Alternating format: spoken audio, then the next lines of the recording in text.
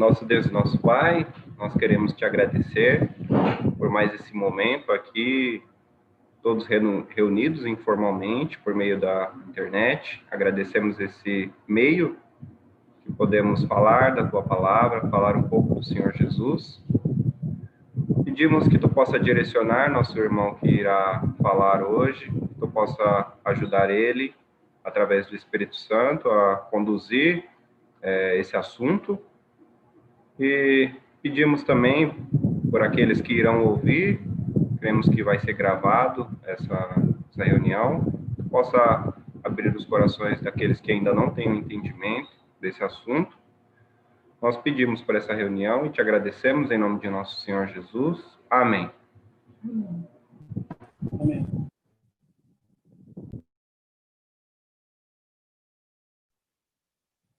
Bom, então acho que vamos começar. Deixa eu só acender mais uma luz aqui, irmão. Espera um pouquinho só.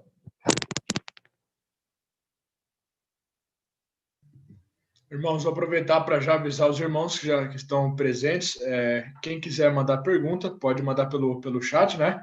Nós vamos anotar aqui por enquanto. O Jonathan vai ler o que o irmão foi pedindo, né? As passagens. E aí eu vou colocar de novo no chat no meio da live, e caso algum irmão entre depois para saber, né? Pode mandar pelo chat para a gente.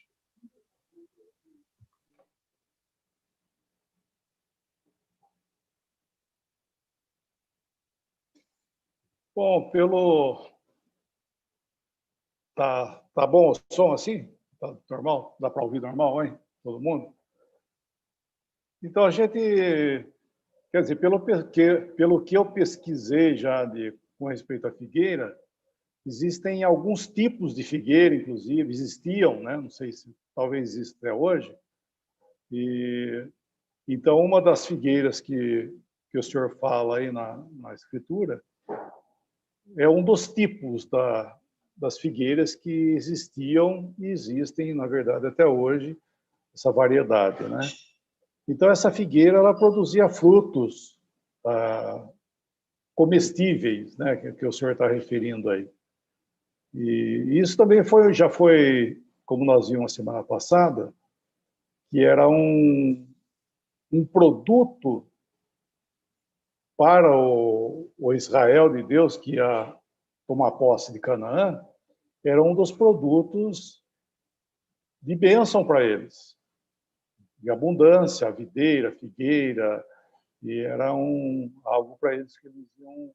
Era um lugar de repouso, de descanso para eles. Tem o versículo lá de 1 Reis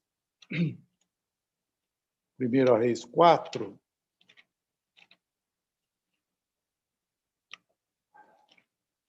Primeira Reis, capítulo 4,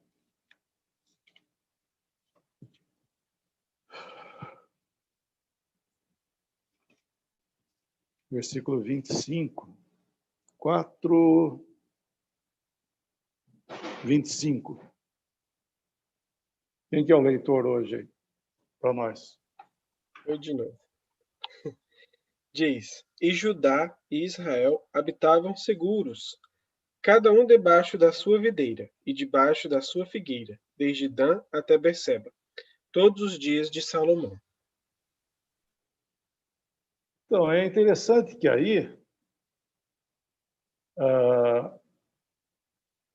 nos fala de um descanso, né? de um repouso, eu vejo no sentido de desfrutar daquilo que o Senhor estava dando para eles. E de uma certa confiança também naquilo que Deus tinha dado para eles. Inclusive, nós vemos em Natanael, no capítulo 1 de João, o penúltimo versículo, quer dizer, um dos últimos versículos do capítulo de João, do Evangelho de João, que Natanael ele estava sentado debaixo da figueira. Quando ele pergunta para o Senhor assim, de onde me conhece? Porque o Senhor falou, eis aí um israelita que não há dolo. De onde me conhece? Porque eu estive debaixo da figueira. Antes, né? Antes, eu já havia visto você debaixo da figueira. E com isso ele reconhece que que o Senhor realmente conhecia ele, porque ele estava ali um lugar de desfrute, de comunhão, de um israelita identificado, né, com aquela situação ali. Então, nós vemos que aí, ele fala nesse versículo de Reis, que eles se assentaram, mas aí ele é dito que foi nos dias de Salomão, né? Diz aí que foi nos dias de Salomão. Porque, na realidade, o Israel, ele nunca, infelizmente, como nós vimos na videira também, nós consideramos a videira, primeiramente, até a Cida perguntou agora há pouco por que eu usei essa ordem na videira, figueira e oliveira. Eu, no meu conceito, né, eu usei o meu conceito de ótica, né, vamos dizer assim, porque, primeiramente, nós vimos que a videira era algo que o Senhor, ele que tomava dela o seu fruto, né? Era para o Senhor. E eles não produziram o fruto. Agora, na figueira também é a mesma coisa, só que essa figueira, nós vamos estar mais conectado com o testemunho, né, num certo sentido, mais com o testemunho. Mas o testemunho, ele tem a ver com, primeiramente, para o Senhor. No caso, por eles não terem tido comunhão com o Senhor, eles, com certeza, o testemunho também não ia dar o fruto devido. O fruto devido não ia ser dado. Porque nós vemos que, se o Senhor permitir, né, nós vamos ver no próximo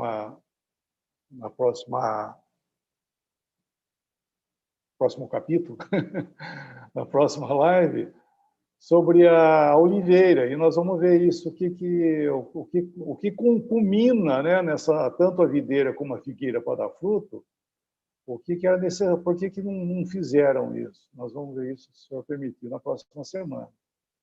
E então, nós vemos que eles não deram fruto. A videira não deu fruto, e a figueira, nós vamos ver aqui também que não deu fruto. Mas aqui diz que nos dias de Salomão, nesse versículo de 1 Reis, nos dias de Salomão, eles se assentaram debaixo da sua videira e da sua figueira. Isso fala nos dias de Salomão. E Salomão, na verdade, é uma figura do reinado de Cristo aqui nesse mundo. Lembrar que seu pai, né, Davi, ele foi uma figura de Cristo rejeitado. Davi, ele passou a vida inteira dele fugindo, né? Fugindo de Saul. Embora ele sendo o rei, ungido pelo Senhor, mas ele não tomou posse daquilo que era dele, por haver outro ali no seu lugar. E então ele passa a vida dele sem tomar posse. Quando ele toma posse, foi tudo de forma mais limitada. O Senhor não permitiu que ele fizesse o que ele tinha intenção, que era fazer uma casa para o Senhor. Quem fez isso foi Salomão. Davi, então, é a figura de Cristo que, na sua rejeição, ele preparou tudo, né? Fez todo o preparo, todos os necessários para que seu filho reinasse em glória, com grande poder, com uma fortuna grande. E tudo quem fez foi Davi. Isso nos fala de Cristo, que quando ele veio aqui na sua rejeição, ele lançou os fundamentos por sua obra, né? Embora rejeitado, mas por sua obra, ele lançou todos os fundamentos, inclusive os fundamentos do milênio. O milênio vai existir porque Cristo fez isso. Isso nós vimos na semana passada. Ele fala, este é o sangue da nova aliança, quando ele fala da videira. Este é o sangue da nova aliança, que é feito com Israel, né?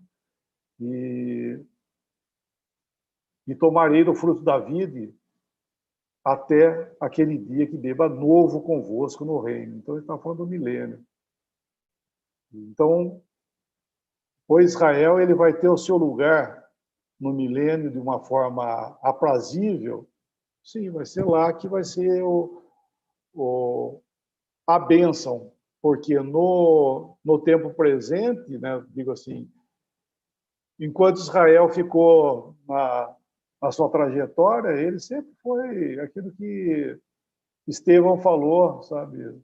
O testemunho que ele dá em Atos, Estevão de Israel, é tudo negativo, né? Nós vemos que é tudo negativo, porque teve fé, teve oportunidades de glorificar a Deus, sim, mas isso, se a gente lê, é de uma forma mais restrita, uma forma até, pode-se dizer, até individual.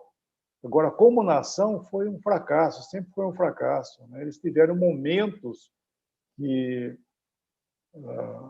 em certas situações, eles chegaram a tocar, vamos dizer assim, a medida que Deus queria para com eles, né?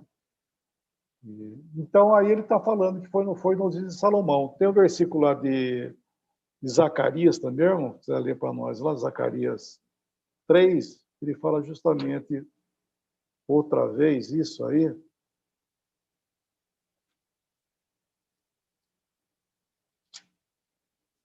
Zacarias 3, versículo 10, ou 10. Diz: Naquele dia, diz o Senhor dos Exércitos, cada um de vós convidará o seu próximo para debaixo da videira e para debaixo da figueira. Então, nós vemos aí que ele está falando daquele dia. Esse dia, esse é o dia que o Senhor vai fazer com que eles, né, se assentem debaixo da sua videira, da sua figueira, conforme o desejo do Senhor, em comunhão. E é interessante que eu estava pensando também que a figueira, ela foi primeiramente mencionada para nós lá no Jardim do Éden, né? A figueira foi mencionada lá. Só que que a figueira que foi mencionada, que ela já estava lá no Éden, nós vemos que foi mal usada, né? Ela foi mal usada. Ela era para ser também bem usada, ela foi mal usada. Vamos ler esse versículo lá no capítulo 3, por favor. Versículo 7, né? Que eu acho que é o versículo 7, fala isso. Gênesis 3.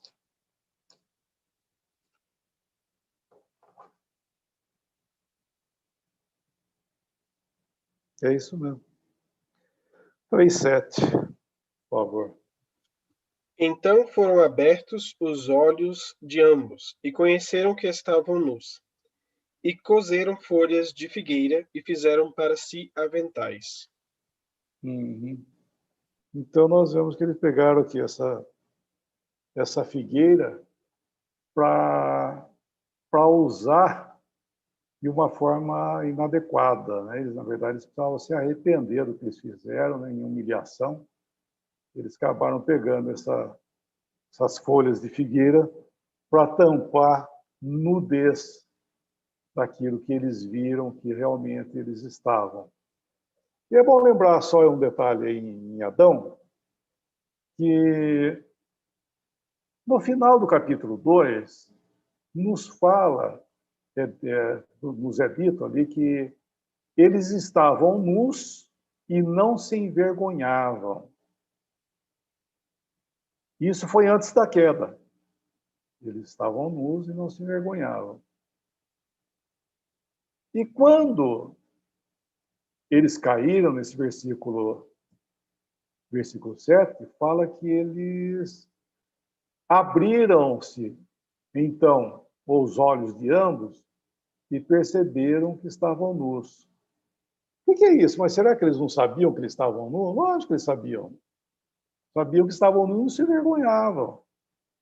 Por que agora? O que é isso para nós?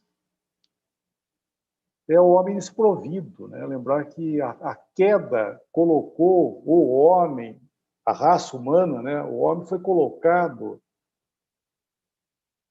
pela sua consciência, que graças a Deus Deus deu consciência ao homem. Ele viu que ele estava o quê? Desprovido.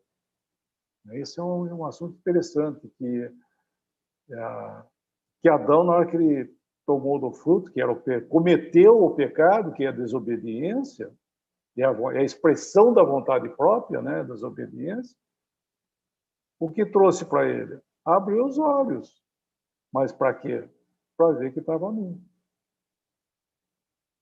Resultando o quê? Em fazer aventais para tentar se esconder, mas nós vemos que isso não teve resultado na sua consciência.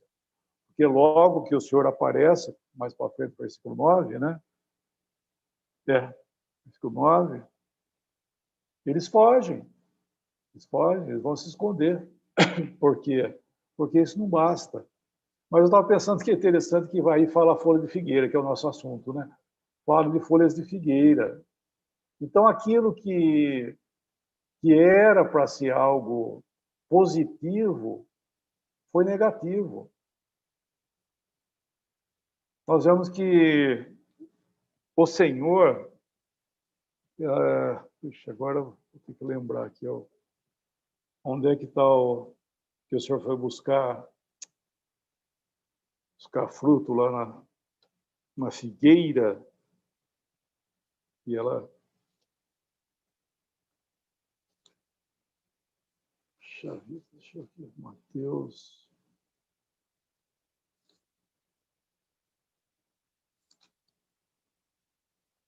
isso, é Mateus 21. Mateus 21.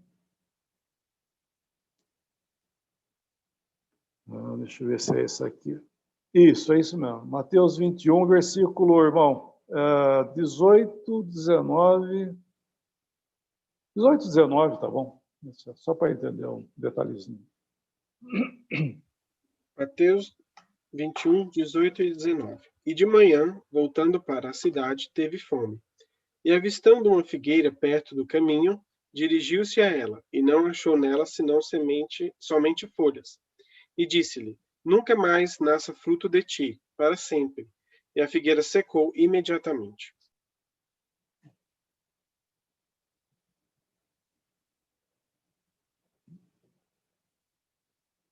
Deixa eu pegar aqui que eu anotei um versículo lá em Naum. Naum é depois de Gênesis. Aí. É Naum, capítulo 3, versículo 12. Naum 3, 12. Desculpa, perdão.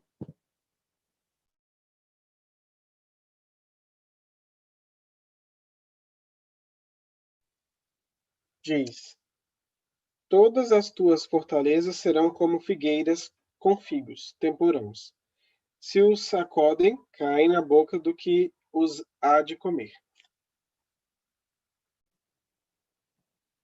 Eu, nas pesquisas aí por aí, tem um comentário que essa figueira, da qual o Senhor, inclusive, foi buscar fruto, era assim, que quando ela desse as folhas, né, ela ficasse cheia de folhas, é porque os frutos já estavam lá. Tem outra versão, parece que fala frutos temporão, uma coisa assim, eu não lembro bem, mas é no sentido que primeiro ela começa a dar os frutos e depois que ela vai dar a folha. O processo dela, né, vamos dizer assim. Assim como tem árvores que derrubam todas as folhas, depois nasce outra vez, e essa figueira, ela tem esse caráter, que ela, na hora que dá as folhas, vamos dizer assim, automaticamente é porque os frutos estão lá. Por isso que o Senhor, lá, quando foi em Mateus 21, ele foi e fala que tinha folhas e não tinha fruto. O que é isso? É o resultado do testemunho de Israel, né? Ele tinha aparência, as folhas estavam lá. Tinha uma aparência, mas não tinha fruto. Então o senhor chegou lá, logicamente que o senhor sabia disso, né? Mas aparentemente, o que tinha que ter lá? Tinha que ter fruto. Se tinha folhas, porque tinha que ter fruto, mas não tinha. E isso aí nós vemos que o senhor ficou ali, né? Nós vemos uma indignação, porque isso nos fala de Israel. Porque Israel, ele estava dando o quê? Só folhas, né? O fruto que tinha que ser dado, ele não dava. Ele tinha só as folhas que tinha aparência. Mas a folha só em si não adianta nada. Isso nos fala de Adão lá, né? Adão, na verdade, pegou aquelas folhas, não para... porque, vamos dizer, havia fruto. Pelo contrário, havia desgraça. Ele foi tampar a desgraça com as folhas. Israel, no certo sentido, fez a mesma coisa. Ele colocou, né, todas as suas práticas religiosas, das quais o próprio Deus tinha dado para eles, mas o quê? Só para tampar, né, tampar a sua vergonha, tampar a nudez. E o Senhor, daí, ele pega e julga ali no tempo que ele teve aqui, ele julga Israel no sentido de passar esse testemunho deles. Deixa eu só ver um versículo aqui. Eu no fim marquei um versículo aqui. Deixa eu ver o que. Mas acho que nós já lemos, né? Nós já lemos. Deixa eu ver se.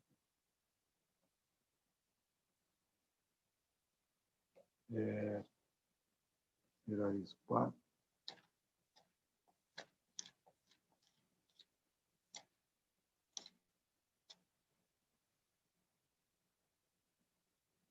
Isso, não. O de Reis. É isso mesmo. Nós já lemos ele. Então, esses versículos tem que marcar, senão não vai. Então, quando o senhor veio, nós vemos que havia essa debilidade do testemunho. E eu não sei se nós lemos já semana passada, mas eu acho que eu podia ler outra vez, o Evangelho de João, o capítulo 4 primeiro. João 4, 14 primeiro. Eu acho que nós lemos, né, mas agora é outro sentido, né? João 4, 14, primeiramente.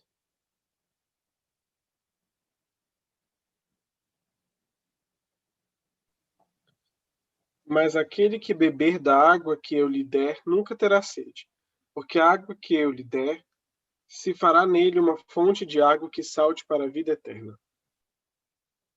E no capítulo 7 também, versículo 38.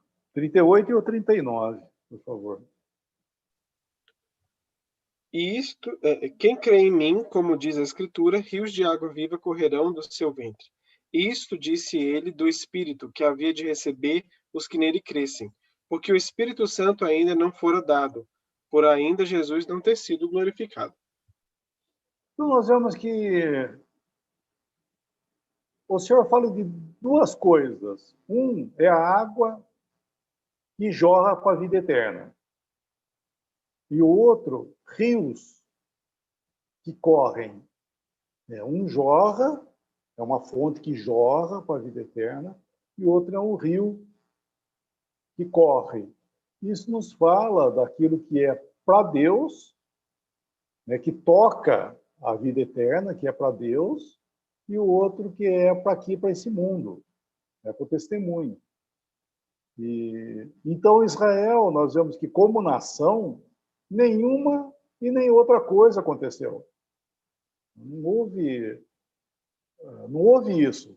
Isso é um testemunho não, isso é um alerta, né, uma advertência para nós como cristãos também, entender isso, né? Que o princípio de toda a vida cristã, do testemunho, e seja lá o que for, né, todo o trabalho, tem que ter o princípio no próprio Senhor. Sabe? Nós temos que, primeiramente, estar, né, ir ao Senhor, viver uma vida para o Senhor. E depois as demais coisas vão acontecendo. E então, nesse sentido, aconteceu com Israel. Como eles não deram fruto, a videira não deu fruto, a figueira também não ia dar, né? Porque era consequência. Ou seja, o testemunho nosso, como cristão, o verdadeiro testemunho, vamos chamar assim, ele é resultado da nossa comunhão com o Senhor. Não adianta você não ter comunhão com o Senhor e você vai zelar para um testemunho, você vai zelar para um testemunho, mas só na base da folha, né? É só folha. O fruto não tem, porque o fruto ele é proveniente da sua comunhão com o Senhor. E isso é um ponto muito importante, porque nós vemos que, infelizmente, né, a própria religião humana fez esse princípio aí, né? Criou as formas de testemunho, não tendo o testemunho como uma consequência, e sim como origem. O testemunho é a origem de todas as coisas, né, da comunhão com o Senhor. É o testemunho, na verdade, o testemunho é a consequência. Se você não tiver comunhão com o Senhor, o testemunho vai ser folha, né? Não vou dizer que não vai ter, mas vai ser folha, como aconteceu com Israel. E tem uma coisa, quando acontece isso com a gente, nós ficamos... que é natural nosso, tá? Isso já é proveniente do homem. Nós somos muito preocupados com a nossa reputação. E o Senhor não está preocupado com a reputação. Na verdade, ele está preocupado com o quê? Com o caráter. Nós vemos no Novo Testamento, nas cartas de Paulo, ele fala do caráter. Quando ele fala de Timóteo, ele fala do caráter provado. Então, o Senhor está trabalhando em nós para nos transformar. É no sentido o quê? É no sentido moral, mas no sentido de caráter, não de reputação. E nós estamos preocupados com reputação, né? O cristão está... Por que acontece quando nós erramos, nós não queremos assumir? Por causa da reputação. Na verdade, ninguém quer ser envergonhado, por assim dizer. Por quê? É a reputação, ninguém quer ser envergonhado. E às vezes nós pecamos, às vezes nós temos que nos humilhar, né? O Senhor tem que tratar com a gente. E isso é positivo, porque nós temos que aprender que só folha não basta, né? Nós temos que aprender a dar fruto, primeiramente, do Senhor para nós. E o que leva, muitas vezes, a gente dar esse mal... Não é mau fruto, é mau fruto, vamos chamar de um fruto inadequado, é a associação. Tem um versículo lá de Oséias, deixa eu pegar, Oséias 9.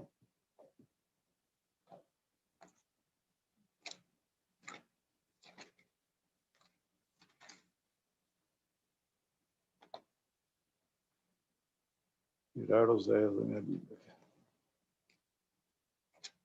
Oséias 9, versículo 10, por favor.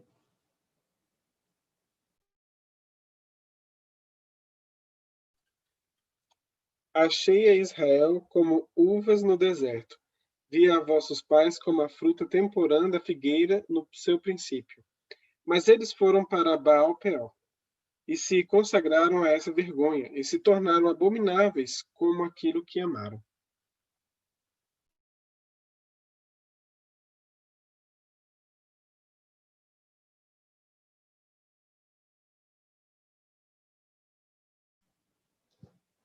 Nós vemos aí que houve o quê? Uma associação, né? Nós vemos que ele fala que eles se tornaram abomináveis como aquilo que amaram.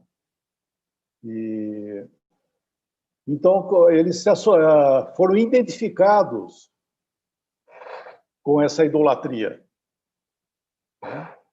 Eles foram assim, identificados com isso. E normalmente, para nós, em nossa vida, nós vamos entender que, embora, logicamente, como tem falado, a nossa comunhão com o Senhor é o princípio de toda o testemunho nosso, né? Deve ser consequência, porque realmente, se nós não temos comunhão com o Senhor e comungamos com outra coisa, aquilo da qual nós comungamos vai ser a expressão da nossa associação. É isso que ele está mostrando aí. Eles se tornaram abomináveis com aquilo que eles amaram, com aquilo que eles associaram.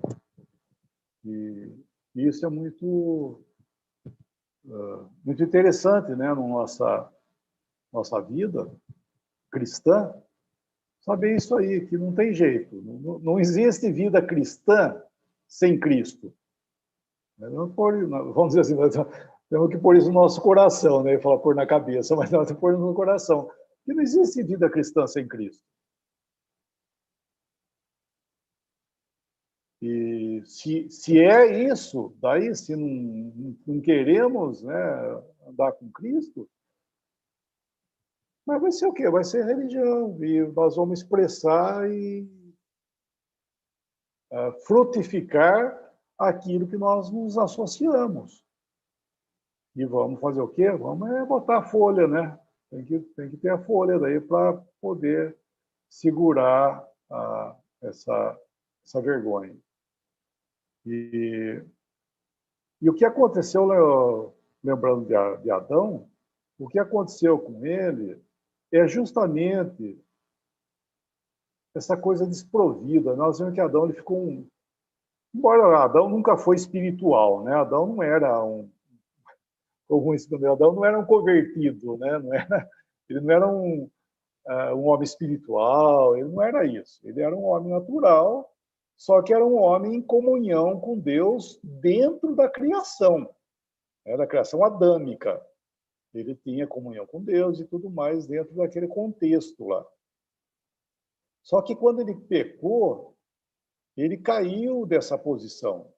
A queda entrou e ele ficou daí completamente desprovido. É isso que mostra ele vendo a si mesmo como nu. Ele teve medo e vergonha. Quem estava nu e teve medo. Ele fala, aquele medo é no sentido de vergonha, de desprovido. Quem te fez saber que estava nu? A sua própria consciência falou isso para ele, né? E graças a Deus, estou falando, graças a Deus que pela queda, Deus deu consciência para que o homem pudesse se nortear, né, no seu estado caído aqui. Embora, infelizmente, a consciência, o homem tem procurado cauterizar ela, abafar a consciência e fazer aquilo que Paulo fala, inclusive, nas suas cartas, né? Mas isso Deus não está limitado a isso. Deus fala com o homem na consciência, assim como fala conosco também, né? Graças a Deus também o Senhor fala conosco pela consciência. Mas lá, em Adão, nós vemos que é o homem caído. Eu estou dando exemplo de nós, mas não estou falando que nós vamos cair e ficar como Adão desprovido. Não estou dizendo isso, não. Tá? Por favor, deixando claro isso aí. E o cristão ele não perde jamais, uma vez... Vamos ler esse versículo, vai? 2 Coríntios, capítulo 5. 2 Coríntios 5.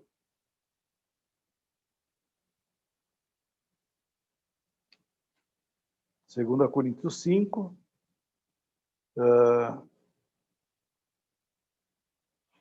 versículo 2, 3 e 4.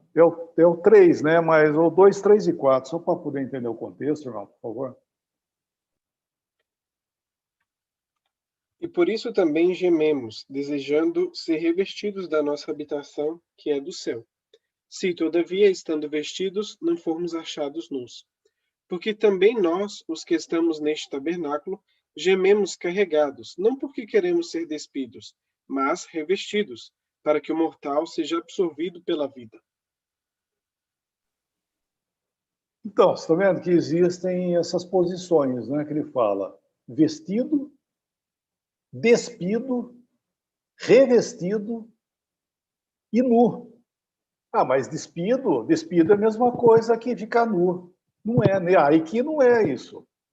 Ele está mostrando que o nu é o homem sem Deus, né? sem as vestes do favor de Deus. Ele está desprovido. Isso aí é Adão. Isso aí, esse nu aí, se todavia formos encontrados vestidos e não nus. O que é isso? É a pessoa salva e o perdido. Né? Se nós não nós, né? Diga assim, se o homem é encontrado por Deus na sua situação desse jeito, no caso de julgamentos, né? Ele está perdido, porque ele é nu, ele não tem jeito de... Ele está de vestes inadequadas. Então ele está nu, na verdade ele está nu. É o que aconteceu com Adão. Ele viu que ele estava nu. Então, para nós vamos entender que essa situação de nu, ninguém que tenha se vestido, né, por Deus, né, os trajes do favor de Deus, ele vai ficar nu outra vez. Isso não procede, isso não tem base doutrinal. Estou dizendo isso porque alguém perguntou uma ocasião dessa situação aí, achando que o nu, né, porque ele fala assim, se todavia formos achados vestidos e não nus. Então, tá vendo? Você pode estar nu, você pode... Inclusive, eu tô rindo para não chorar, né? Mas, inclusive, isso é usado literalmente por religiões aí, né? Eu não gosto de ficar falando essas coisas, mas para ver o absurdo onde o homem vai parar, né? Que é usado por religiões para mostrar que a pessoa não pode ficar nunca nu, né? Não sei como é que ele faz para tomar banho, etc. e tal, né? Mas não pode, diz que não pode, porque se o senhor vem naquela hora e ele for encontrado nu, daí ele está perdido. Isso né, é que a gente acaba rindo, né, porque parece piada, né? Mas olha onde que o homem chega. E outro ponto doutrinal que também é dito, que você está vendo, você pode ser encontrado nu. Se você cair, coisa e tal, daí você fica desprovido outra vez. Isso não é verdade. Uma vez o cristão vestido, né, nunca mais ele vai ser despido. Perdão, vai ficar nu. Aí ele pode ficar despido, mas é no sentido de morrer, né? Quando fala do despido, é no sentido da sua morte, né? Ele sai desse tabernáculo e ele morre. Então, mas nós desejamos ser revestidos, né? Por quê? Porque nós esperamos um agente celestial e não um agente funerário, né? Como diz um irmão, né? Mas eu estava só lembrando desse detalhe aí, que esse homem aqui é o desprovido. Então ele pode estar como Adão, cheio de folhas, pode estar como Israel, cheio de folhas, pode. Esse próprio incrédulo aí, porque infelizmente nós vemos que a religião humana, cristã, né, digo, mas é a religião, colocou o homem nessa posição, sabe, fazendo dele, até inclusive, isso é terrível, né? Aquilo que Paulo, por exemplo, em Filipenses capítulo 3, quando ele fala dele como um israelita, né, os predicados dele, hebreu de hebreus, quanto à lei fariseu, né, quanto à justiça que há na lei irrepreensível, tudo aquilo que ele falou ali, ele fala que pegou tudo aquilo, ele considerou como esterco. Só que a religião, ela quer fazer o homem aquela coisa ali, sabe? Uma pessoa irrepreensível, zeloso e não sei o quê, quer fazer dele aquilo que Paulo falou, que aquilo é esterco, não é verdade? E através do quê? Através de mandamentos, de preceitos e tudo mais. Só que não tem, né? Não tem lugar.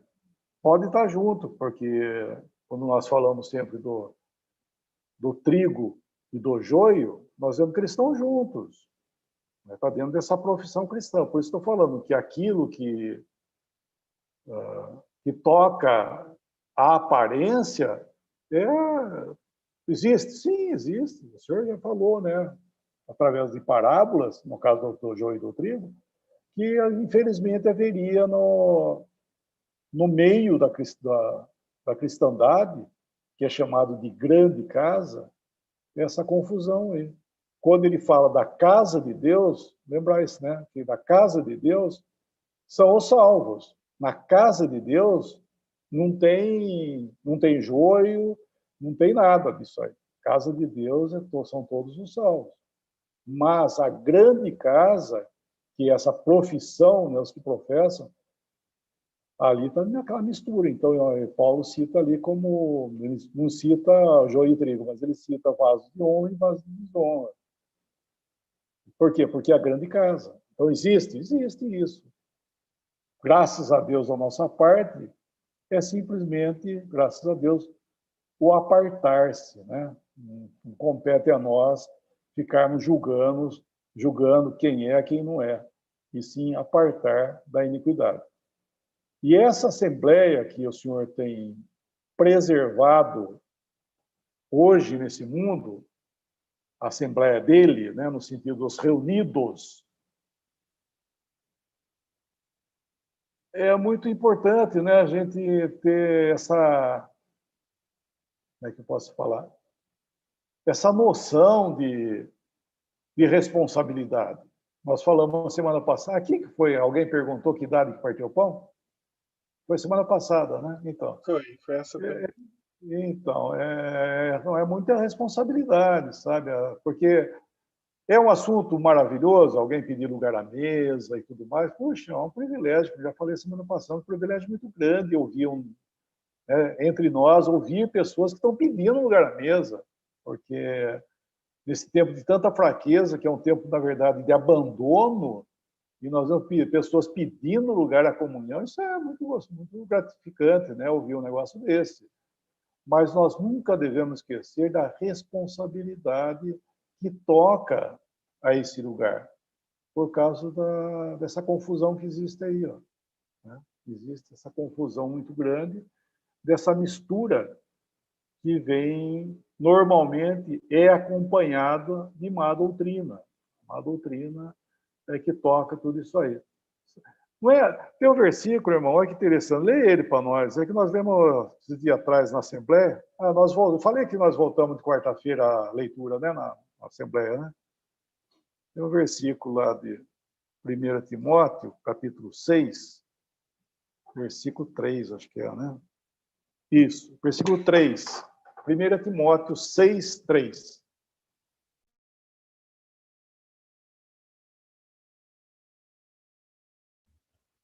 Se alguém ensina alguma outra doutrina e se não conforma com as sãs palavras de nosso Senhor Jesus Cristo e com a doutrina que é segundo a piedade... Continua? Sim, não, mas tá bom. Não, tá bom. Esse versículo, ele fala se alguém ensina outra doutrina, né? Não é isso que ele fala, né? Mas a versão do Darby, ele fala se alguém ensina diferentemente. Não é outra coisa, é diferente. Diferentemente. Entendeu? É a mesma coisa, só que jeito, de uma forma diferente. Ele é uma doutrina que é sorrateira. Ela não é outra coisa, porque se é outra coisa é fácil, né? Vamos dizer assim, né?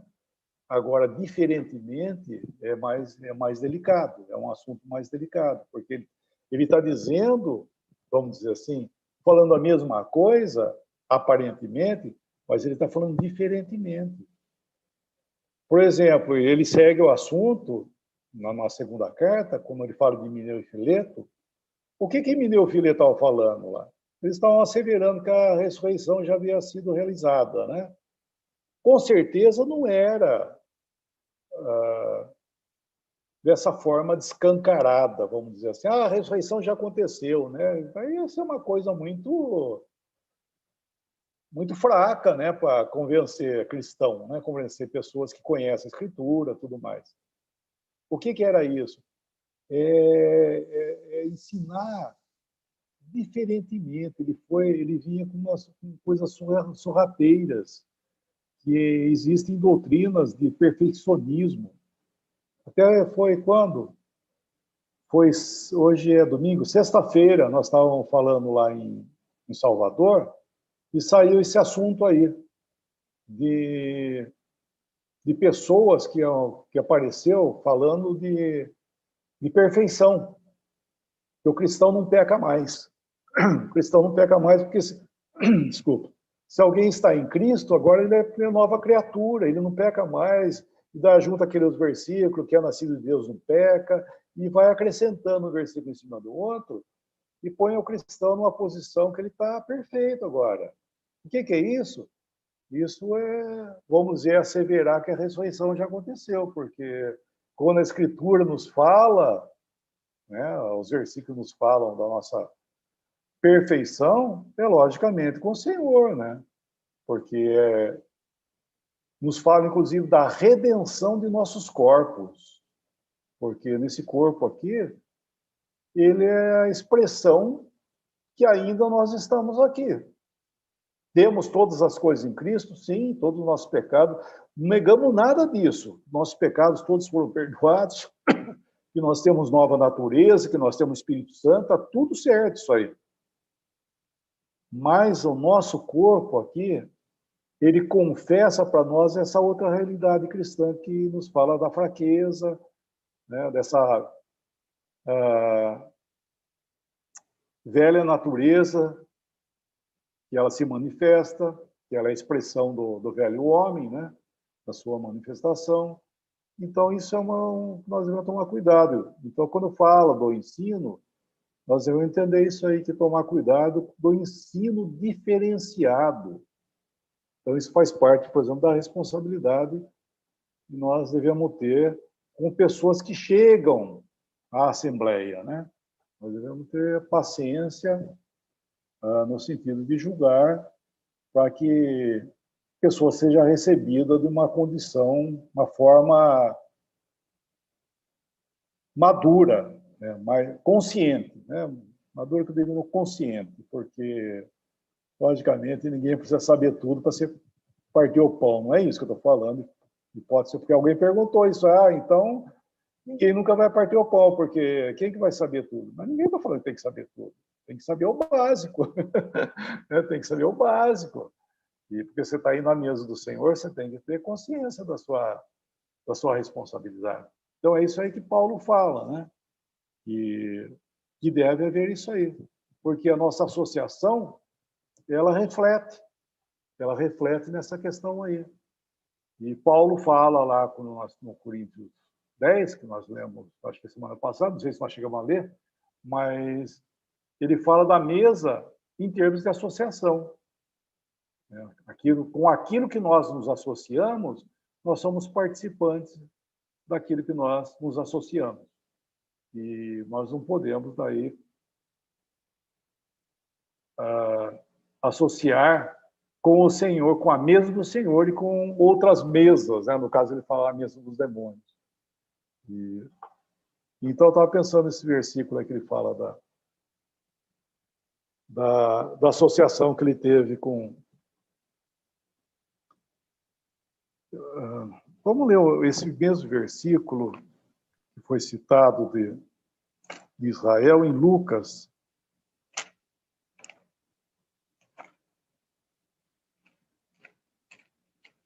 Lucas 13.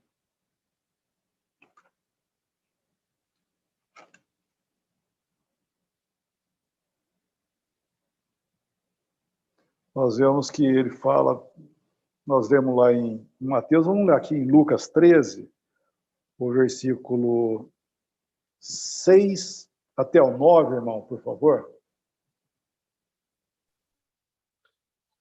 diz: E dizia esta parábola: Um certo homem tinha uma figueira plantada na sua vinha, e foi procurar nela fruto, não o achando.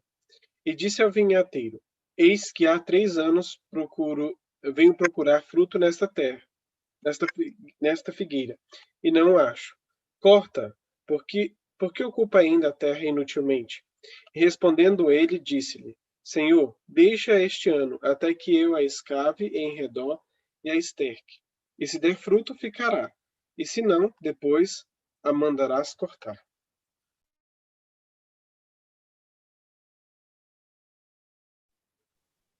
Nós vemos claramente que foi no tempo do Senhor aqui, né? Esses 3 anos, eles não manifestaram nenhuma vida para o Senhor. Era aquilo que nós lemos lá em Mateus, exceto folha. E essa parábola é interessante que o Senhor, quando ele falou dessa parábola, como em outras passagens, quando ele falou de a pedra cair sobre ela, também lá em Mateus, eu não lembro o versículo onde é que está, eles entenderam que estava falando deles, diz a palavra. Mas vamos só entender. Citando, né?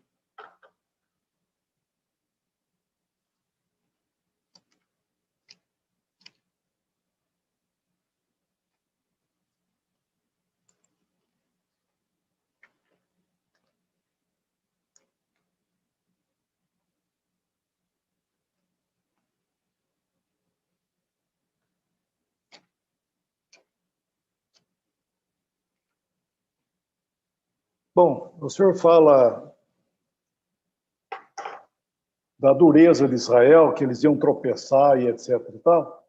Eles entenderam que estavam falando deles, aquilo que o senhor estava citando. E aqui, quando ele está falando da figueira também, eles estavam entendendo o que o senhor estava falando, porque, logicamente, o senhor não ia falar alguma coisa da qual eles não fossem entender, né? Se o senhor quer falar alguma coisa, o senhor ia falar para entender. E o senhor estava mostrando mais um tempo de paciência, quando disse na parábola que espera mais um ano. Então foi ainda que o tempo que o senhor esperou Israel dar o fruto, no caso representado pelos judeus ali, mas eles vieram a não dar fruto.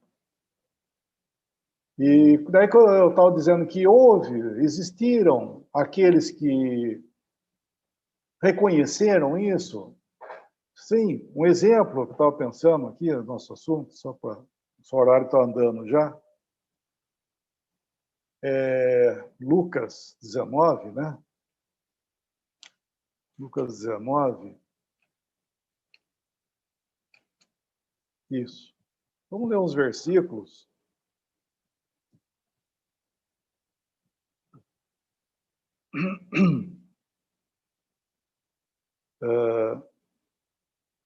Pode ler, irmão? Não tem problema? Está cansado aí ou não? Não, pode ficar à vontade. Vamos ler o versículo 1 até o 6. 1 ao 6, por favor. Ok. Lucas 19, do 1 ao 6. E tendo Jesus entrado em Jericó, ia passando. E eis que havia ali um homem chamado Zaqueu, e era este um chefe dos publicanos, e era rico. E procurava ver quem era Jesus, e não podia por causa da multidão, pois era de pequena estatura. E correndo adiante, subiu a um sicômoro para o ver, porque havia de passar por ali. E quando Jesus chegou àquele lugar, olhando para cima, viu e disse-lhe: Zaqueu, desce depressa, porque hoje me convém pousar em tua casa. E, apressando-se, desceu e recebeu-o alegremente.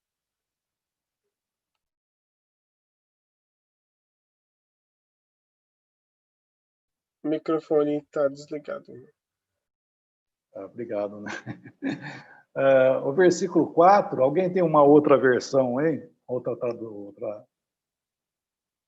versão de Bíblia? Na minha diz, e correndo adiante, subiu a uma figueira brava, para o ver, porque havia de passar por ali. Certo. O que é uma figueira brava? É essa figueira que, dizendo assim, não presta para nada, né?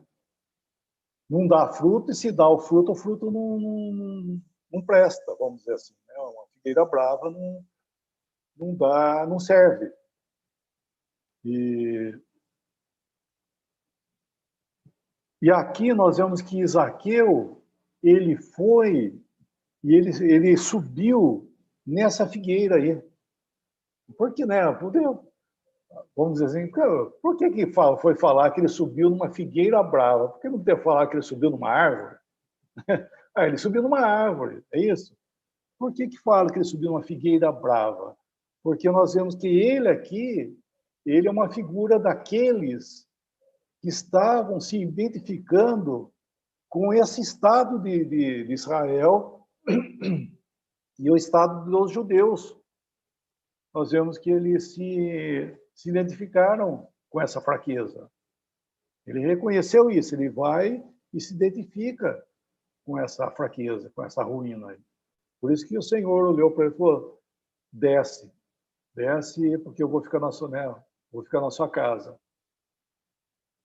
E assim é, né?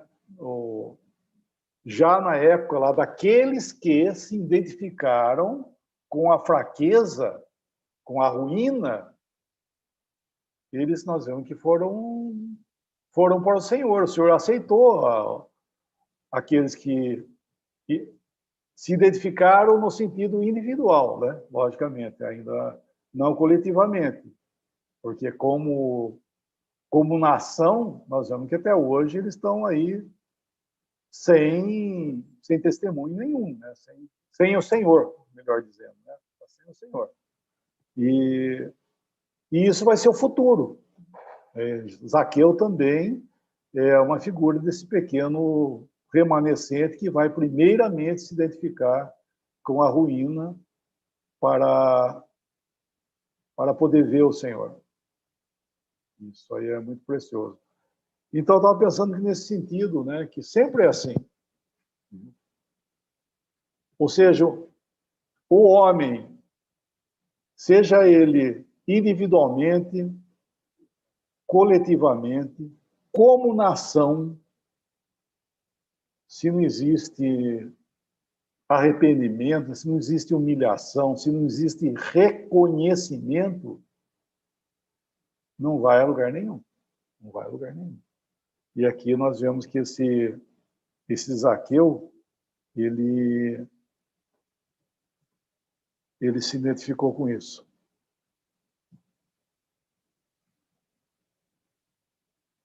Agora são agora, hein? 9 horas. Até que é o nosso horário, irmão? Até às 10. Certo.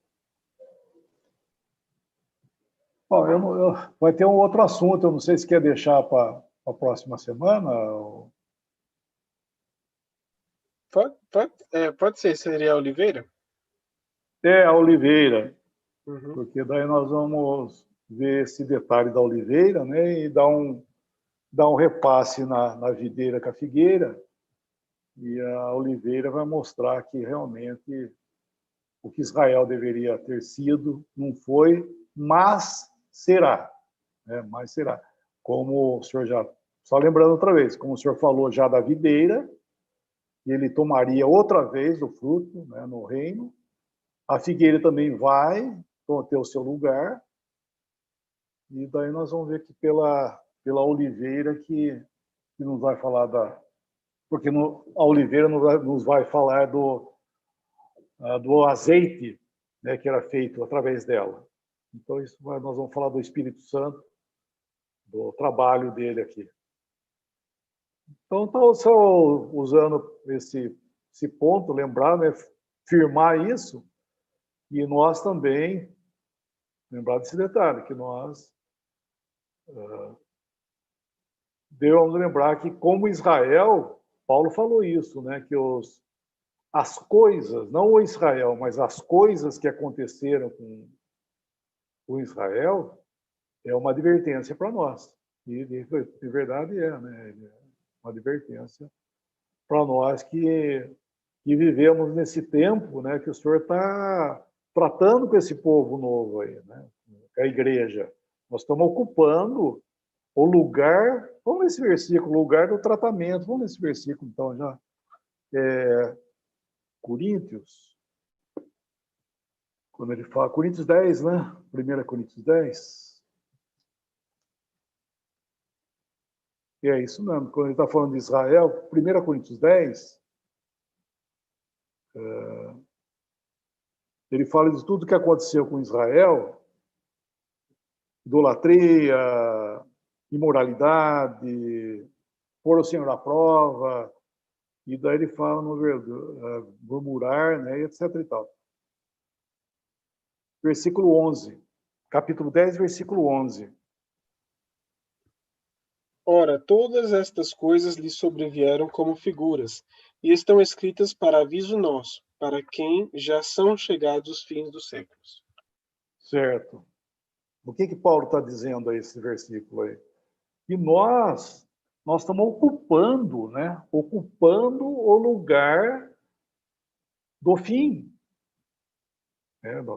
Quando nós falamos sobre dispensações, nós vemos isso. E após a rejeição do Messias, né? O corte do Messias e a destruição de Jerusalém, o que viria seria a última semana de Daniel, né? Para dar cumprimento aos 7 anos, que é conhecida aí como a Grande Tribulação, e logo viria o milênio. Então, esse é o tratamento profético.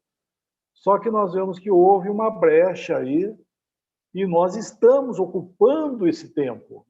Nós estamos ocupando esse tempo que Deus trataria com os judeus, com Israel também, e nós estamos ocupando esse lugar. E um lugar também do quê? De testemunho. Esse que é o ponto, é um lugar de testemunho também. Só que como igreja nós já sabemos isso, né? Que nós, como testemunho, já está zero à esquerda, né? Já não serve mais, tá? É Laodiceia, da qual nós devemos entender isso, né? Fazer que nem Zaqueu, né? Identificar com essa ruína aí. E esse é o princípio de bênção, né? Nós entendemos esse tempo que vivemos. Então, isso que eu estava pensando, só para citar que, embora está falando de Israel, mas lembrar que sempre, tanto a videira como a figueira, toca a nós também, individualmente como cristãos e também como testemunho, seja ele individual ou coletivo. Então, agora nós temos as perguntas, né? Hoje os irmãos Breno, Diego e Júnior vão ler as perguntas para o irmão. Dando tempo, nós vamos também fazer algumas que ficaram da semana passada. Tá? Se não, a gente deixa para a próxima semana. Então, os irmãos vão começar. E quem tiver ainda alguma dúvida, pode mandar para um dos 3. Vamos começar. Primeira pergunta. Os frutos que o Senhor buscava eram o fruto do Espírito?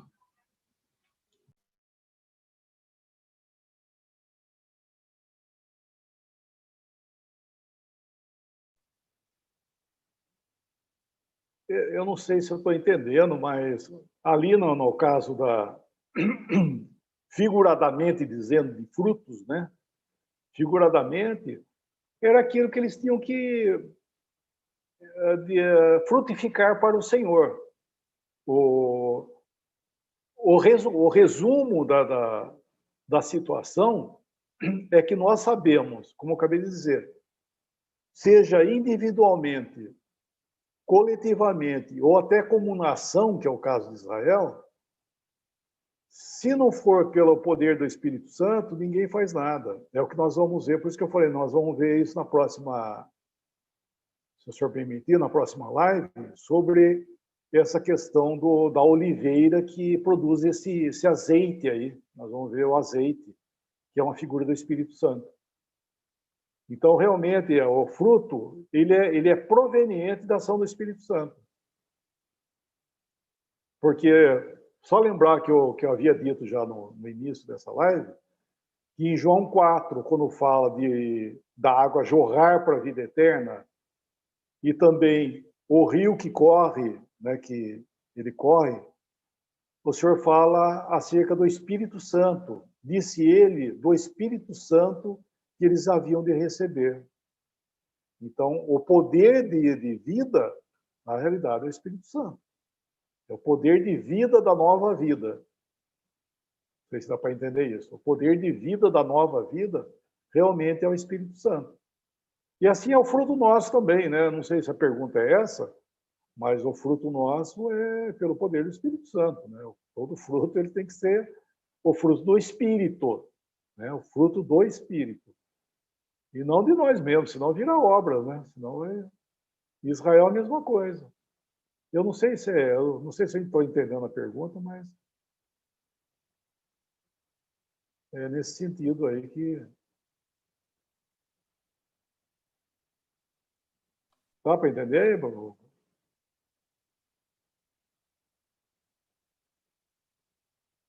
É o Júnior que perguntou? É Júnior? Você, Júnior?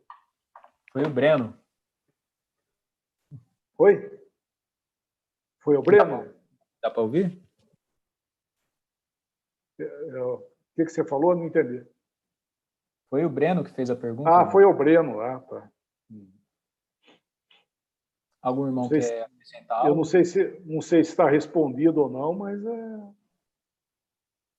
é por aí. É o Espírito Santo que é o poder de frutificar todas as coisas, né? Ficou claro, irmão. Se o irmão que fez a pergunta, né, quiser se pronunciar depois, pode mandar no chat que a gente fala pro irmão, mas acho que ficou claro sim.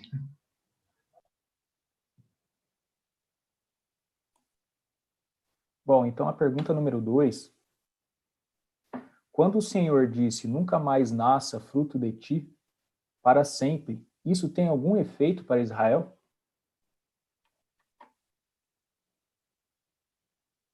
Sim, era justamente com ele, né, que ele estava tratando ali.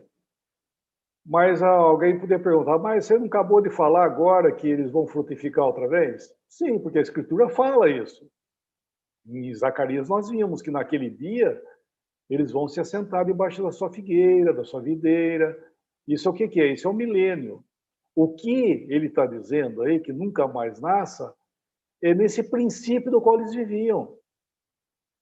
Em Mateus 26 também, quando ele falou da videira, ele falou a mesma coisa. Ele falou assim, não beberei do fruto da vide até aquele dia. Leia esse versículo, irmão, por favor, só para ficar mais claro. Mateus 26, versículo 29. Por favor.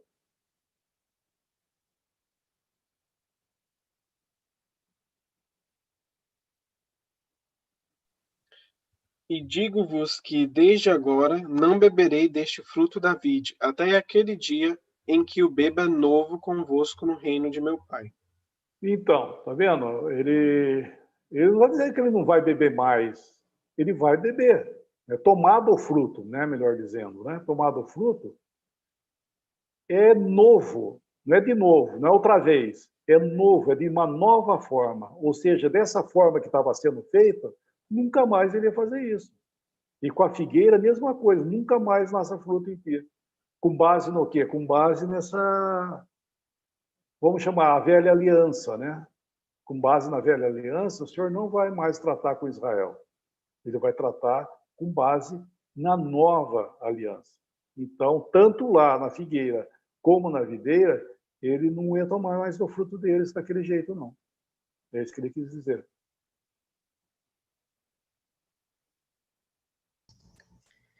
Próxima pergunta. Qual a diferença entre se preocupar com o nosso testemunho cristão na Terra em relação a se preocupar com a reputação?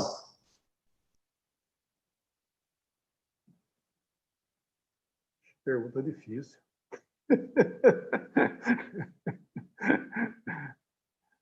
Porque o testemunho ele está relacionado com a parte, vamos dizer assim, moral, né? O testemunho nosso, na realidade, ele é moral. Lógico que ele é doutrinal também, mas ele é moral, maiormente mais moral do que doutrinal.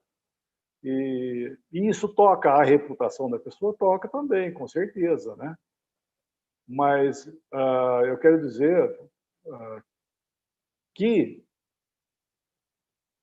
nós nos preocupamos mais com a parte da nossa reputação do que da transformação que Cristo quer fazer em nós de caráter. Eu não sei muito bem o que o irmão perguntou aí, desculpe, mas eu quis dizer isso aí, que o Senhor está preocupado em transformar o nosso caráter e nós estamos preocupados com reputação.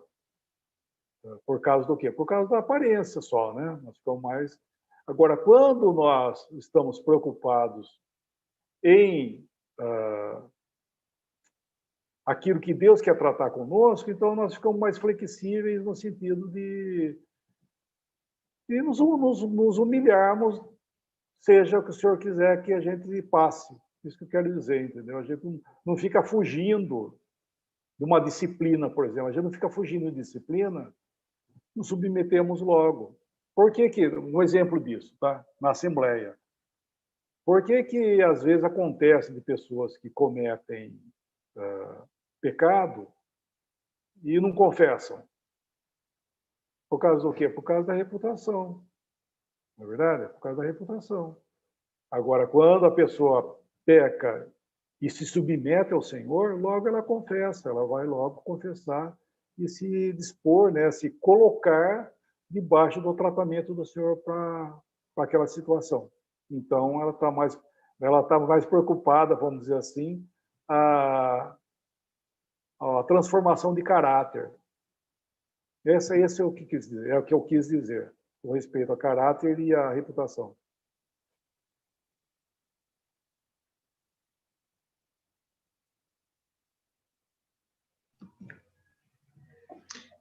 Pergunta número 4.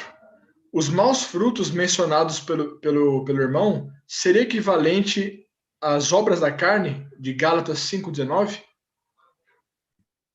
Sim.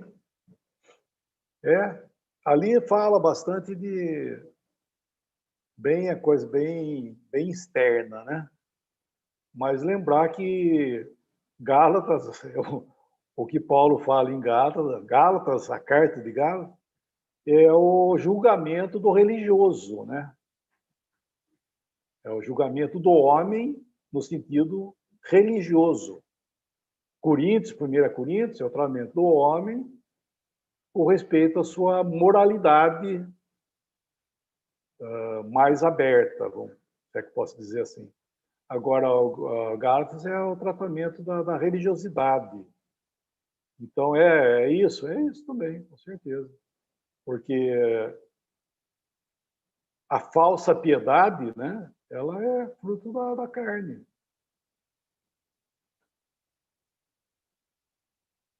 Ou seja, obra da carne, né, melhor dizendo. Porque a diferença, né, mano, vocês já devem ter lido isso aí, os irmãos devem ter lido, que Gálatas, quando ele fala do Espírito Santo, ele fala o fruto do Espírito. E quando ele fala da carne, ele fala obras da carne. Ou seja, o fruto, ele não faz barulho. E ele não é imediato. Ele vai desenvolvendo. Que nem já mencionei isso, eu tenho um limoeiro no fundo de casa aqui, que ele começou, esse dia atrás, estava né, assim, pouco, eu reparei agora que eles estão mais encorpados, vai chegar uma hora que eu vou lá e colher ele, mas eu não ouço barulho nenhum, mas eles estão crescendo, daqui a pouco eu posso colher o limão para usá-los. Agora, quando fala da carne, ele fala de obra, aí em Gálatas, né? Ele fala de obra, porque obra é coisa barulhenta. É barulho, a carne produz barulho. Então, em Gálatas, ele cita isso, o fruto relacionado ao espírito e obra, ou obras, né, relacionado à carne.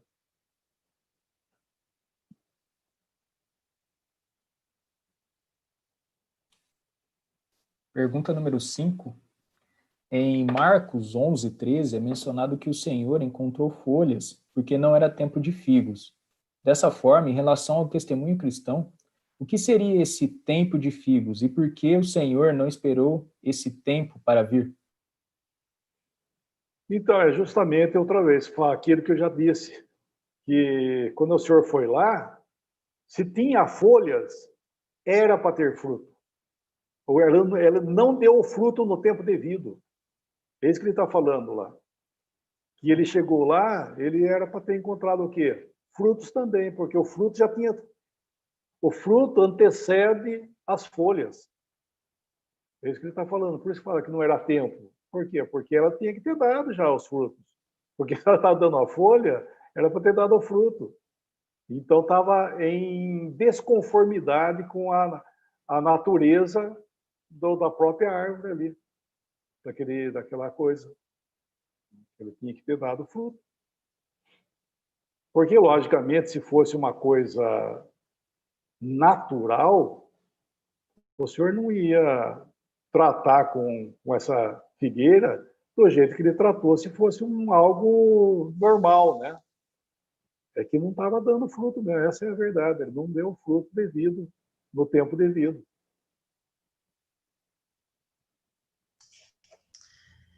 Pergunta de número 6. Em Lucas 13:9, quando menciona que se não der fruto, a mandarás cortar, refere-se a obras ou se refere a judeus que rejeitaram a Cristo?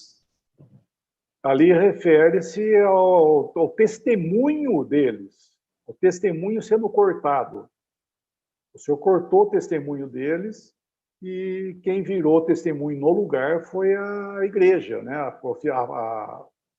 Os cristãos, né? A profissão cristã que tomou o lugar. É isso aí que aconteceu. Então, esse corte realmente é o testemunho. Foi cortado como testemunho.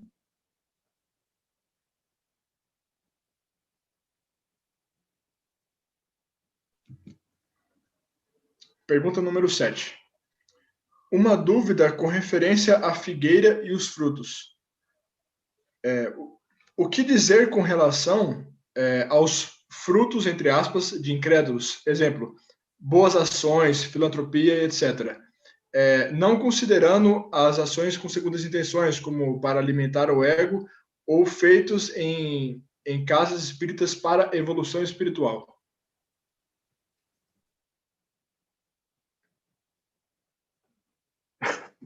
Eu não sei se eu estou entendendo a pergunta aí. Como é que é? Pode repetir, irmão? Perdão.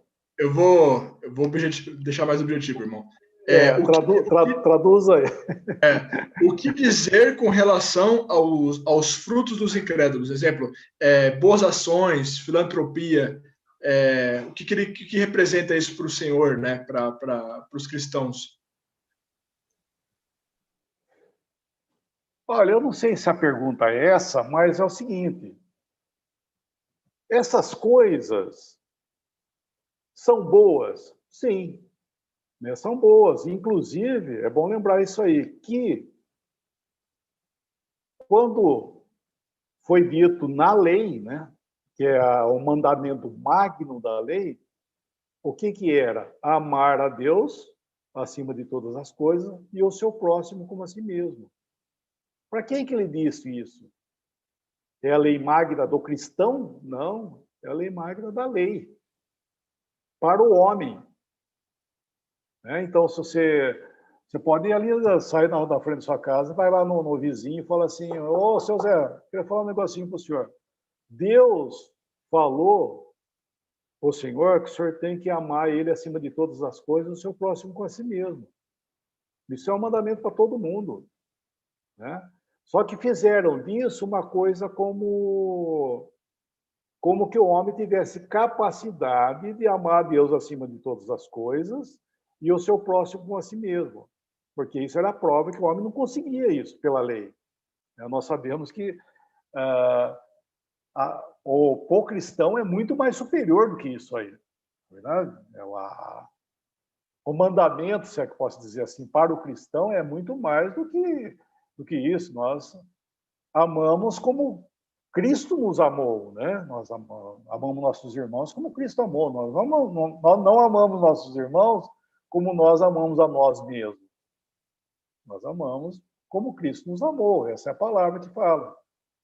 Então, com respeito, né, à pergunta, voltar à pergunta. aquilo que os homens fazem, o problema é esse, que o homem, na sua religiosidade, ele faz todas essas obras que são muito boas. Eu estou gozar quando eu falo das obras, nós vamos entender isso.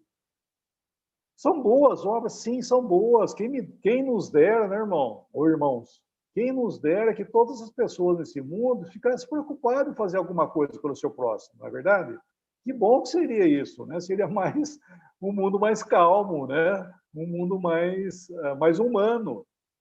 Mas eu estou dizendo essa palavra, vai ser humano, não vai ser espiritual, é humano.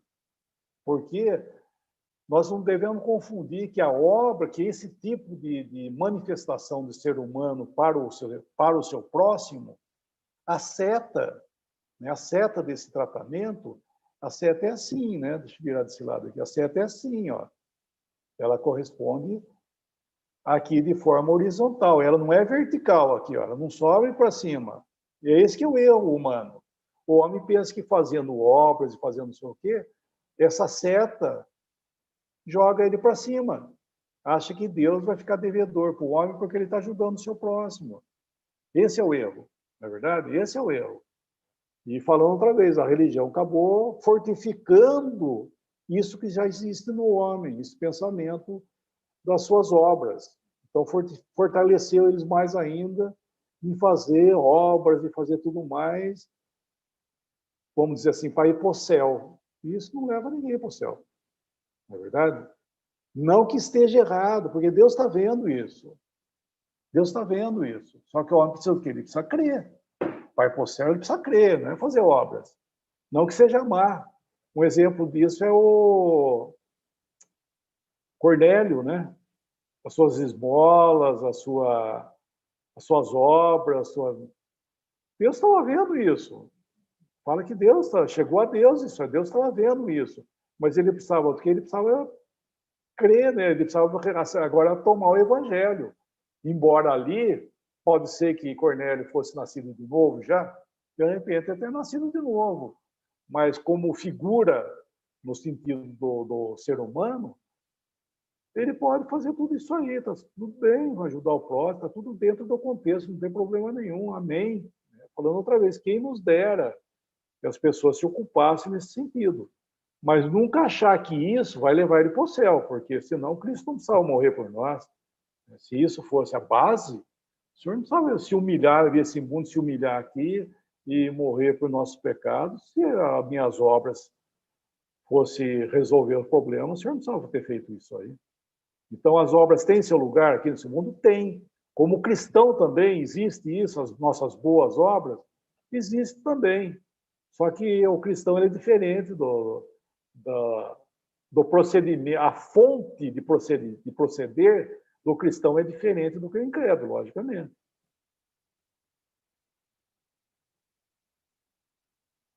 Será que é isso, irmão, que o irmão perguntou aí?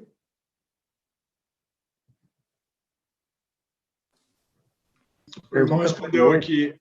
Desculpa, Júnior. O irmão respondeu aqui agora no chat, falou que é isso.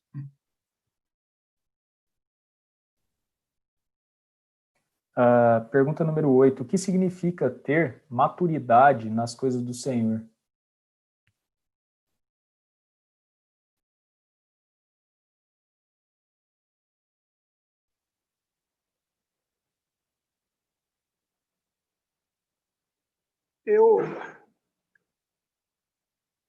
Eu entendo, né, pela Escritura,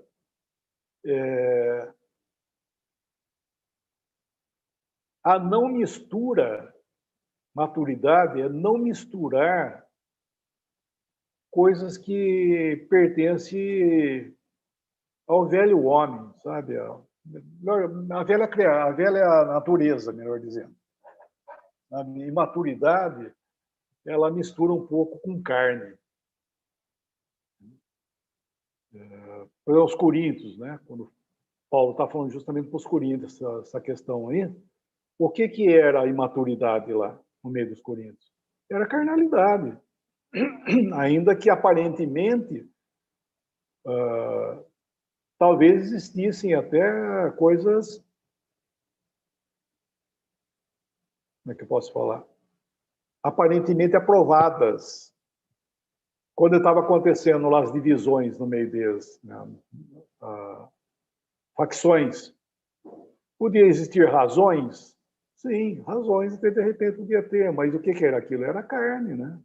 Era carne, porque nós devemos nos apegar ao que a Escritura trata dos assuntos. Então, imaturidade é, por exemplo, julgar assuntos na Assembleia, algum assunto na Assembleia, julgar ele com fonte naquilo que nós achamos, vamos dizer assim. Ah, o que você acha que nós devemos fazer? Ah, eu acho que é tal coisa, eu acho que é isso. Nós temos que ver o que a Escritura fala, né, do assunto, porque isso é maturidade, é nós irmos à Escritura e deixar a nossa opinião, as coisas à parte e agir de acordo com a Escritura. Então, quando Paulo falou lá, que é o assunto da semana passada, falo como a entendidos, falo como a criteriosos, julgai vós mesmos o que eu digo. Então, ele estava dizendo o quê? Que a maturidade, a mesa do Senhor, tinha que estar em conformidade com aquilo que ele estava falando lá. É isso que ele estava dizendo. Então, o que é maturidade? É você estar em conformidade com a Escritura. Isso é maturidade. Não é simplesmente um poder de poder humano, sabe, de superioridade, qualquer coisa assim. Não é isso. Maturidade é em conformidade com a Escritura. Isso para nós seria isso aí.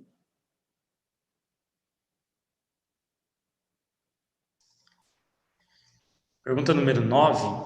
Somente chegaremos a varão perfeito, em Efésios 4:13, na glória? Dizer que podemos ficar sem pecar totalmente antes da glorificação é bíblico?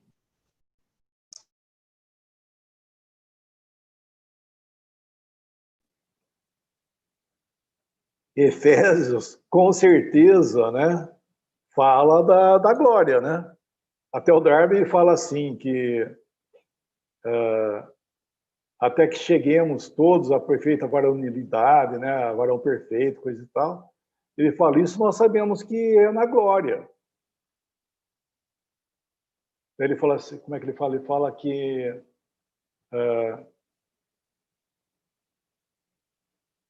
não é aqui. E o que... Puxa, não preciso lembrar a palavra que ele fala. Ele fala que a vida, isso, ele falou, a vida nossa aqui conta isso aí. Ah, mas onde que... A sua vida conta isso aí. Na verdade, a nossa vida conta que é lá, que vai ser lá. Porque aqui você pode passar 50 anos, né, na vida cristã, você vai chegar nos 50 anos de vida cristã, você vai falar, vai ser lá, porque aqui é uma tragédia, né? Aqui é um problema.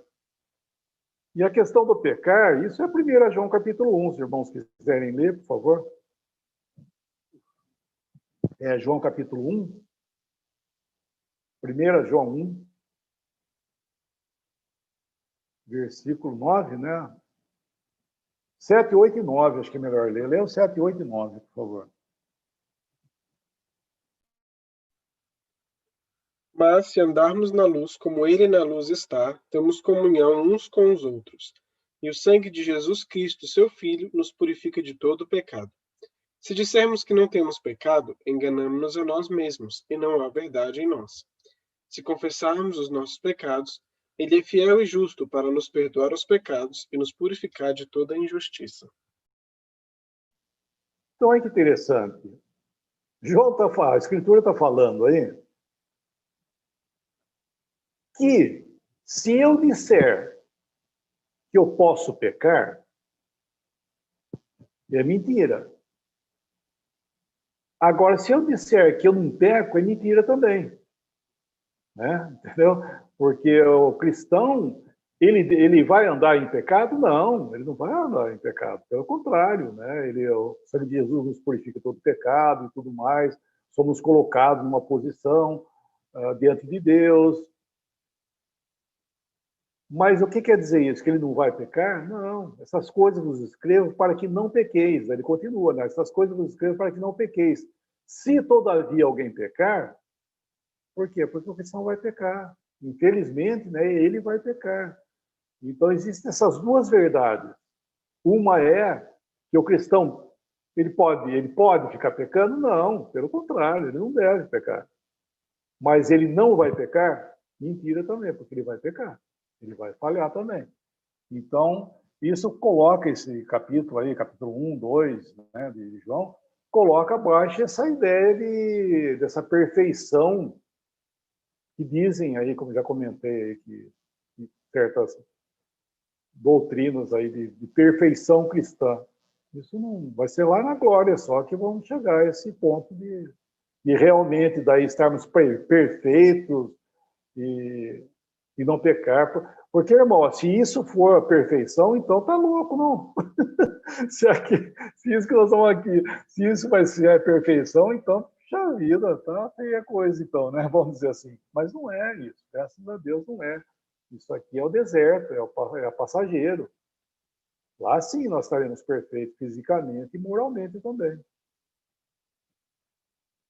Eu acho que é isso que é a pergunta do irmão, hein? Foi isso ou não? É, né? Foi essa a pergunta, hein, irmão? É isso mesmo? Isso Tá mesmo. respondido? Respondido. Então tá bom. Pergunta número 10. Nas bodas, os convidados amigos do rei simbolizam Israel? Sim, exatamente. Simboliza Israel.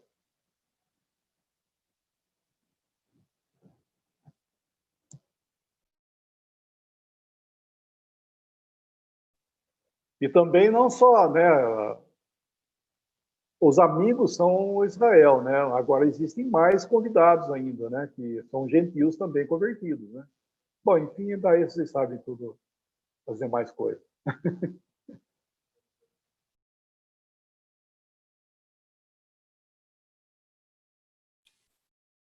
Pergunta número 11. Lá em Salmos, capítulo 24, 7, o que fala nessa passagem se cumpriu quando Cristo subiu aos céus, e essas portas são os principados e potestades que habitam nas regiões celestiais?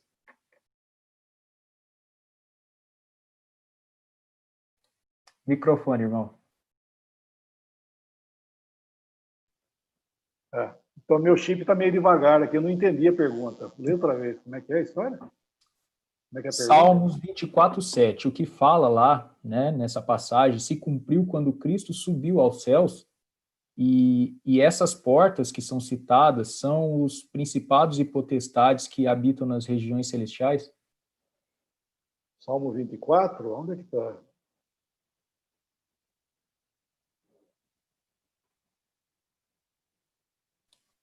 Salmo 24, 7. Levantai, ó portas, as vossas cabeças, levantai-vos, ó entradas eternas, e entrará o Rei da Glória. Se é com Israel, é isso que é a pergunta?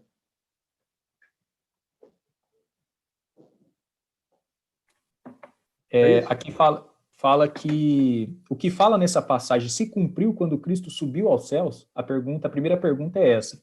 E a segunda, essas portas são os principados e potestades que habitam nas regiões celestiais?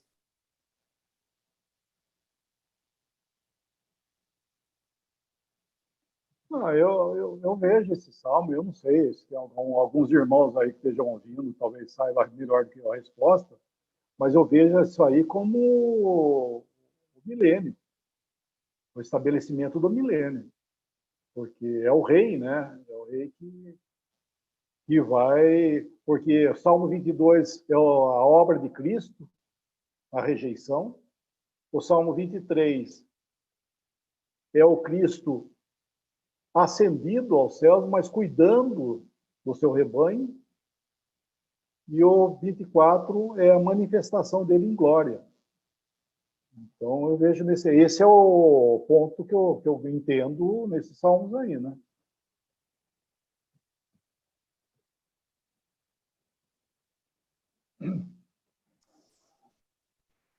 Pergunta de número 12.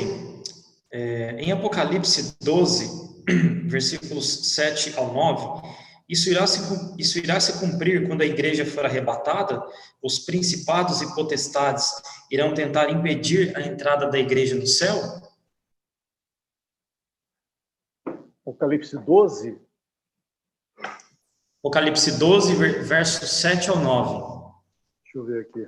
Um pouquinho só. Não é, mas deixa eu só ver o versículo aqui.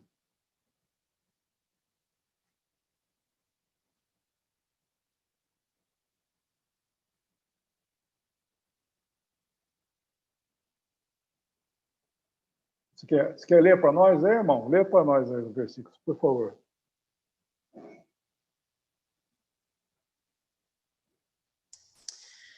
E houve batalha no céu. Miguel e os seus anjos batalhavam contra o dragão, e batalhavam o dragão e os seus anjos, mas não prevaleceram, nem mais o seu lugar se achou nos céus. E foi precipitado o grande dragão, a antiga serpente, chamada o Diabo e Satanás, que enganava todo mundo. Ele foi precipitado na terra, e os seus anjos foram lançados com ele. Esse período aí, nos 7 anos, é bem no meio. É o final dos 3 anos e meio e o início dos 3 anos e meio final. É os primeiros 3 anos e meio, os segundos 3 anos e meio. É bem nesse meio aí, onde começa a grande tribulação. E é nessa data que vai acontecer isso aí. É nessa data onde que Miguel vai pelejar contra o diabo e vai lançar ele para a terra aqui, ó. Vai lançar a terra. Parar de fumar. Eu estou brincando.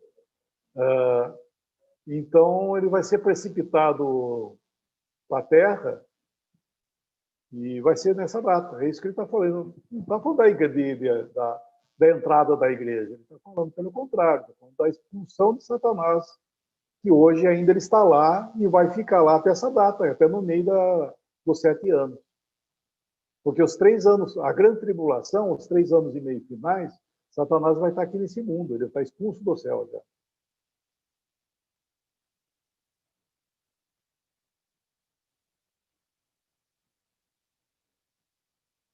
Porque, só para lembrar isso, que a igreja, ela está aqui nesse mundo até o final do capítulo 3. A partir do capítulo 4, ela já está em glória, já está assunto ao céu já.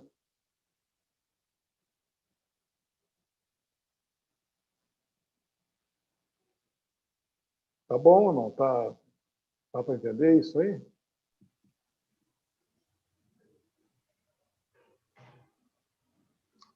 Ficou ótimo, irmão. As perguntas acabaram. O irmão completou todas.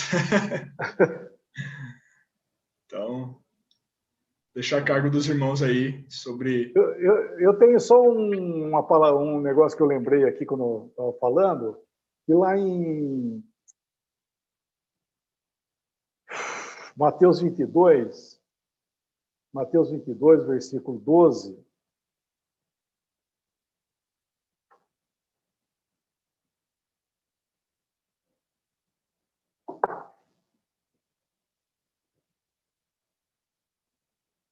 como é que fala aí? Será que é isso? Não.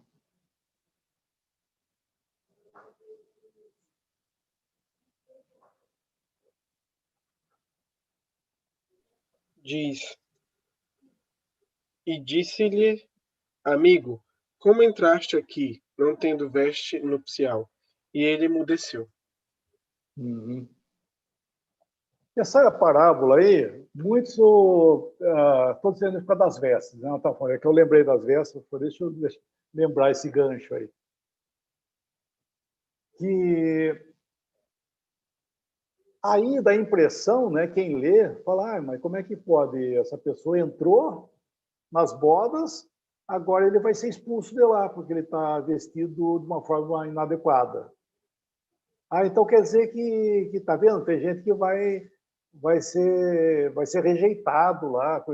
Não mistura, isso é uma, primeiramente, é uma parábola. O senhor está usando parábola. E o que está mostrando? Que esse que não tinha veste, ele não pode estar lá.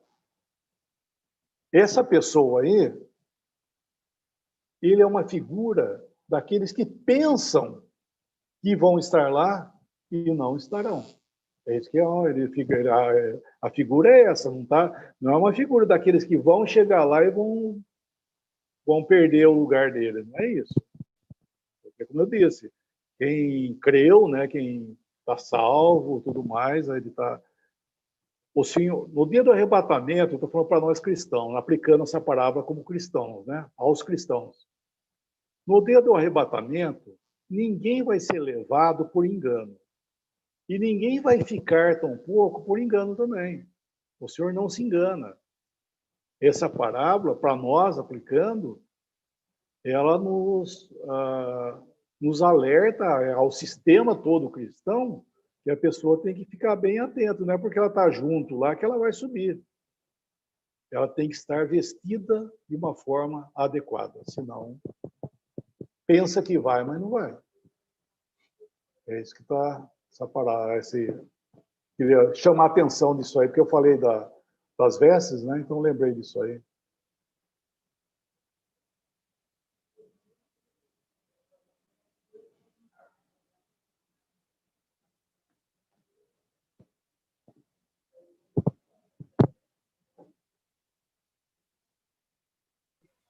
Então, o irmão poderia dar graça para a gente encerrar? Se algum irmão não tem nenhum comentário. Quem que vai dar graça? Elege um aí para dar graça para nós também, vai. Elege. Vamos botar o Luiz para dar graças hoje. Que hoje ele está quietinho.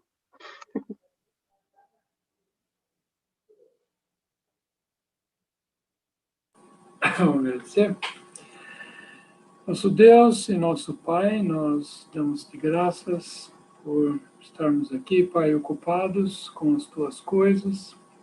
Agradecemos, Pai, o privilégio de podermos hoje, porque somos filhos, entender a tua palavra, Pai, e sermos dirigidos pelo Espírito Santo nela. Pedimos que tu nos ajudes, Pai, para que apliquemos a palavra ao nosso coração e que ela possa moldar os nossos pés, o nosso andar e as nossas mãos, aquilo que fazemos, e que tudo possa redundar em glória, em honra para Cristo, possa haver fruto do Espírito na nossa vida, Pai, para que o Senhor seja glorificado. Nós, assim, agradecemos pelas palavras, Pai, que ouvimos, e nos encomendamos em Tuas mãos, dando-te graças, Pai, em nome do nosso Salvador, Senhor Jesus Cristo. Amém. Amém. Amém.